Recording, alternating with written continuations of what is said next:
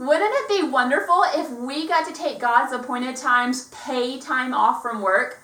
Wouldn't it be fabulous if our nation recognized God's holy days as national holy days, national celebrations, and stores were closed, businesses were closed, you didn't have to go to work, maybe it was even paid off, or maybe you had the opportunity to make up that missed income on another day. The entire nation is shut down just so that we can unify and celebrate and commemorate God's appointed times. That will be a fabulous day, and it is coming during the Messianic reign.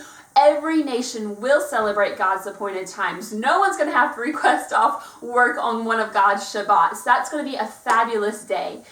But until that day happens, here we are in this very real and fallen world, and in this nation, my nation is the United States, where we don't get God's appointed times off from work. It's not a national holiday. Most people have no clue that it's even happening. And the fact is that a lot of us are going to be missing income in order to keep God's appointed times. And we don't want that to be a stress on our monthly budget. So how are we going to respond now to prepare financially for the appointed times coming this year? Hi everyone, it's Raquel here. In today's video, I'm going to share with you how my family is financially preparing for the Moedim, the appointed times of 2020. I already know that I love to go all out celebrating God's appointed times, so I have different things I need to buy, bigger food budgets and things like that. And then on top of that, I know that my husband is going to be missing some work so that we can keep these appointed times. I think last October for the fall appointed times, he missed like every single Monday in October, which at that time he worked 410, so that was 40 hours, 1 week's worth of pay that we didn't have for the month of October because we were obeying God's appointed times and keeping those days as Sabbaths. So we want to be financially prepared for that. We never want to be in the position where we choose to pay the mortgage or we choose to keep God's appointed times. We never want to have to make that decision. So if we can prepare now financially for the coming appointed times, we're going to do that. And I'm going to share with you how we do that. We're going to talk about how I make a budget, what categories I allot money for during the different appointed times, where I'm going to get this money for that budget from, and what I'm going to do if I don't have the money to meet those budgets. I do want to welcome all of you to this channel and thank you for being here to join me in this video. If you don't know who I am, my name is Raquel and I make videos all about enthusiastically and practically living out God's Word in your heart, home, and family. I would love to have you subscribe, and if you're already a wonderful friend and subscriber of mine, thank you so much for coming back. I truly appreciate each and every one of you. So let's hop into this topic of how my family is financially preparing for the appointed times of 2020. It really is very simple. It's a very simple process, but it just takes a little bit of thought on the forefront, and that's why we're doing it now. The first thing that my family is going to do to prepare financially for the appointed times this year is we're just going to list out all the celebrations that we're going to keep this year. So my list, for example, looks like monthly, Purim, Passover, Shavuot, on and on like that. I just list what I'm going to be keeping. And then I go one by one and I set an approximate budget for each of those celebrations. And it's not just kind of like, oh, we're going to just willy-nilly guess $500 for Purim, which, by the way, I would never spend that much money on Purim. That's kind of excessive for my budget. But it's not just like a guessing number, like, oh, we're just going to put this in. I like to consider 5 different categories when I'm looking at these celebrations and trying to determine how much money to allot for each one. And so, of course, feasting celebrations is going to be food. So food is the first category. Am I going to be inviting people over and I need a lot more food than usual so that we can have this very big scrumptious feast?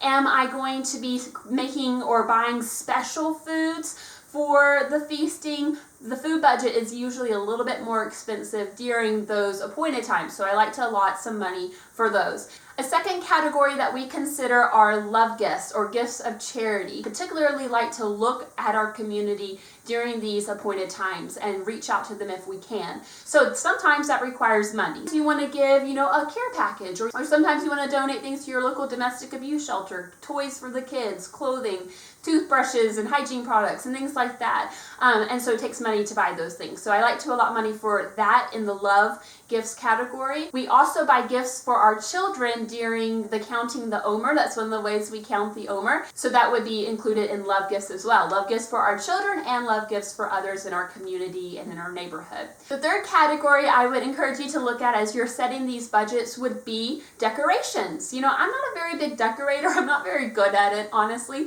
but I do like to, do something fancy with the table or hang string lights or something to make it just a little bit more different than just our everyday decor, if you will. And so even if that's just going to Dollar Tree and picking up, different items, I still like to allot a little bit of money for decorations and just making things fancy-ish. The fourth category that I look at when I'm allotting money for these budgets is activities. So are we going to be going camping? Are we going to be going to a conference? Do we want to go on a specific type of trip or do a specific type of activity during this appointed time? If so, I'm going to allot money for that. I know a lot of people like to go camping for Sukkot. You're going to have campsite fees, or you're going to have to buy propane. Do you need to get special foods that you can actually cook at a campsite? You might want to allot money for your activities. And then finally, the fifth category that I look at, which I think is the most important one, and if you're on a paycheck to paycheck budget, if your budget is super tight,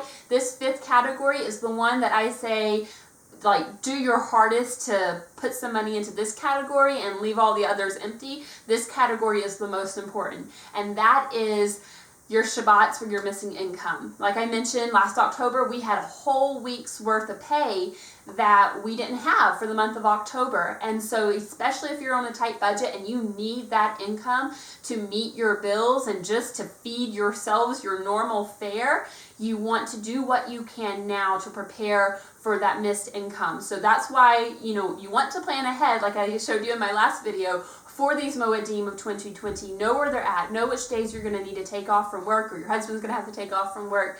That way you can plan ahead for these missed income days. Try your best to put money toward that missed income day. That's kind of like the minimum financial preparation category, in my opinion. So looking at my list here, I have monthly, which is those monthly Moedim that we're going to be keeping. Looking at my different categories, I don't really anticipate needing, any really special foods or any decorations or anything like that, but I am going to be making some booklets to kind of give us an order of service. This is our first year, commemorating the monthly Moedim, so I'm not sure yet if this $50 is enough or if it's too much or if it's too little, but I'm just going to start with $50 because the only thing I anticipate are the booklets that I need to create for our family. And then moving on to Purim, going off of last year's budget, I like to have a Purim party and I like to do love gifts, so that would include food, decorations, and then the love gifts are usually food also, so that's a very cost-effective gift to give. And so I don't need a lot for Purim. We don't go very extravagant. Last year I spent about $50 for everything that we did, so I'm going to put that as my budget again for this year, $50 for Purim. Then we come to Passover, and Passover is going to be expensive for us this year based on what I see when I write everything down. We would normally have 2 Shabbats of missed income that we would want to make up for, but this year my husband is probably going to take off the entire week of the Feast of Unleavened Bread because his brother may be coming up. So we want to plan ahead for him to take off the entire week, and that means that we need to have about $1,200 in income saved up for that week of work that he's missing. On top of making up for this missed income, we also like to buy a lamb for Passover, which is about $200. Now, we do not sacrifice a lamb. Let me be very clear on that. We just do it for the cost effectiveness of it.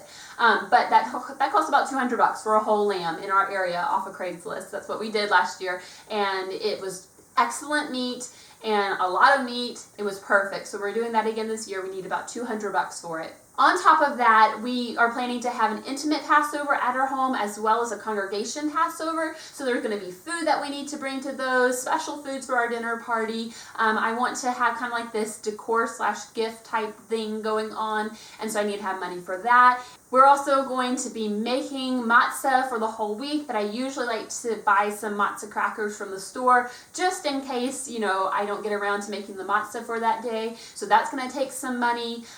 So in all of that, I totaled up another $100. And so with the missed income and the lamb and the dinner portion, which includes kind of like these left gifts idea, I need a budget of about $1,500 this year for Passover. That's more than I have ever budgeted for Passover. So that's a big budget, but it's our goal for the year. So I'll just go from one Moedim to the next, each celebration, looking at them through the lens of these 5 different categories and allotting an amount of money that I think is reasonable, that's going to allow us to have a wonderful party, not have to worry about finances, but also be within our means, within our budget, because we planned ahead for it. Now, where are we going to get that money from? There's a few different ways that you can get this money, and if you can't get the money, there are some things that you can do to try to lower your costs. So the first thing that you can do is you can get this money from your paychecks and do something that's called a sinking fund. It's basically a savings account where you take your budget divided by the amount of time that you have to save up that money, and that's how much money you save each month or each paycheck, so that you have the money by the time that comes around. So for example, for Passover, we're 3 months out from Passover. If I need to save up $1,500 in 3 months, that means I need to save $500 a month. But also consider that if you need to buy some of these things before the actual day of Passover, or 2 weeks in advance of Passover or something like that, then you don't have that full 3 months. Maybe you only have 2 months. And in that case, I need to save up $750 a month to meet my budget for Passover. So just keep that in mind, that you might need that money before the actual day of the event. And also a tip here is that if you're like, my goodness, $750 a month, that is ridiculous, or $500 a month, that's ridiculous. If I had, after Passover 2019, started planning this $1,500 budget for Passover 2020, I would have 12 months to plan for this $1,500, and that only comes out to just over $100 a month, which is a lot more reasonable. So, if you can plan for each Moedim immediately after it ends for that year, for the next year, it's going to be a lot easier to pay for these budgets from your paychecks through sinking funds. Now, maybe you're like me and you're like, whoa, $500, $750 a month for Passover for the next 2 months? I cannot swing that. I have other things I have to pay for. You can also pay for them through something like windfall money, which is basically when you have income come in that you had not expected. Tax returns are kind of fall in this category because you're not necessarily expecting it. It's abnormal income, but you kind of know that you're going to get something back for a lot of us. So windfall money or something that you sell could help to fund these budgets. We are personally going to be doing both of these ideas. We're going to be using our paychecks, and we're going to be using a tax return to help fund our Moedim this year. Tax return is going to help us with these appointed times that are coming up right away. We're going to start saving a little bit, and then we'll use the tax return to pay for the rest of it. And then the fall Moedim are going to be completely funded by our paychecks. But this year we are going to try, if we possibly can, to begin saving after Passover for the following year's Passover. We just had some unexpected medical expenses come up this year, and so that took all of our Passover savings for this coming year. So we have to start again fresh this January, and that's okay. We're going to use some of our tax return. It will be covered, but next year we are going to start from Passover for the next Passover. That way we have more time to prepare. Now, what if you're thinking, no matter which way I work it, I cannot come up with that. The tax return's not going to cover it because we need to buy a new vehicle because ours is on its last leg and we're already living paycheck to paycheck as it is. There's no way that we can come up with this money. I understand, I have been there. So there's really 2 solutions that I've come up with to share with you, and you might not like either one of them, but I'm going to share with you my thoughts on this. If you don't have the money, whether it's a little bit of money or a lot of bit of money to budget these things, the first thing to do is try to scale back your budgets. So, you know what? I would love to do lamb for Passover, but we just cannot afford lamb. Chicken will do. It really will. It's perfectly fine because, technically The lamb that we are eating is not any holier, it's not any more biblically correct than the chicken that another person is eating at their Passover, because it's not an actual Passover lamb. You could scale back your budget by having, everyone bring your own dish for the Purim party. You don't have to have decorations. You can always look at your budget and say, you know what, decorations, that can go. We would really love to go to this conference for Sukkot this year, but can't do it this year. We really want to give gifts to other people this year, so we're going to make these cookies from scratch, which is only going to cost us a few cents, and then we're going to go spend time with them, and that's going to be our gift, just the gift of companionship. You can always scale back your budget and try to live within your means. That leads into my second solution for if you don't have the money for this budget, you've already scaled it back, and that is to be content with your season in life right now, with your situation. Completely empathize with you if you are in that situation, because for the majority of my marriage, we have been on an extremely, extremely tight budget, paycheck to paycheck, and only recently are we on a less tight budget, but still a tight budget.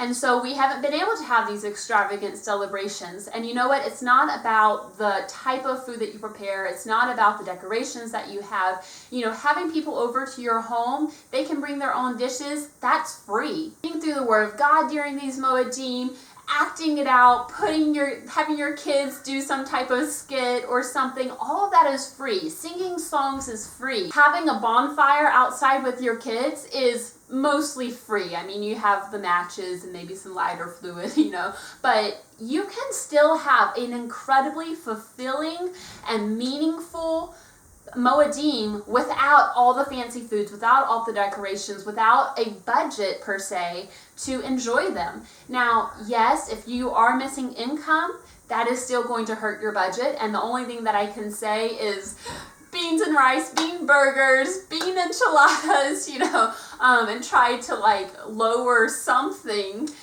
right now so that you can just put back even just $10 a month toward those days that you're going to be missing income. But at the end of the day, you know what? Trust God. He has got you. You are going to have a fabulous celebration and commemoration of God's appointed times, even without all the finances and all the budgets and all the fancy things. You can still have an incredibly joyous and meaningful time keeping God's appointed times. Your children will have a fabulous time keeping God's appointed times, and it doesn't have to cost you that much money if you are content and if you are willing to make the most of the situation that you are in right now. So while it is nice to prepare financially for these appointed times, it's nice to be able to plan ahead and see, we're going to be missing 3 days of work to keep God's appointed time, so let's save up that money so that we can at least, stay on our feet. It's nice to do those things. It's wise to do those things. Sometimes we don't have the money to make the budget in the first place. I've been there. I know exactly what that's like. So I would just encourage you that if you have the money to be able to budget and to be able to prepare ahead of time for these appointed times, then do it. Especially try to get those missed income days covered so that you can meet your bills, get food, the basic necessities of life. And then beyond that, the stuff that you're planning to buy anyway, fancy decorations, fancy foods, love gifts, all that. Try to allot a budget for those as well. Use your paychecks, use windfall money, sell something, but if you cannot cover that budget, you've tried to scale it down, or the money is just not there, know that if you are celebrating and commemorating God's appointed times from a place of contentment, you are still going to have a very meaningful and joyous celebration. It doesn't matter how simple a celebration is. It doesn't matter how extravagant a celebration is. It can still be an incredibly fulfilling and God-honoring celebration. I hope this video was encouraging, and I hope it was also helpful to help you prepare financially for the appointed times this coming year. I thank you for being here and joining me for this video. Please give it a thumbs up if you enjoyed it. Let me know in the comments if you are preparing for the appointed times financially this year, if you have in the past, and what that's like for you. I would love to learn from your experiences and just continue this conversation in the comments. Thank you guys so much. I look forward to seeing you in the next video. I pray that God would bless you and keep you. Bye-bye.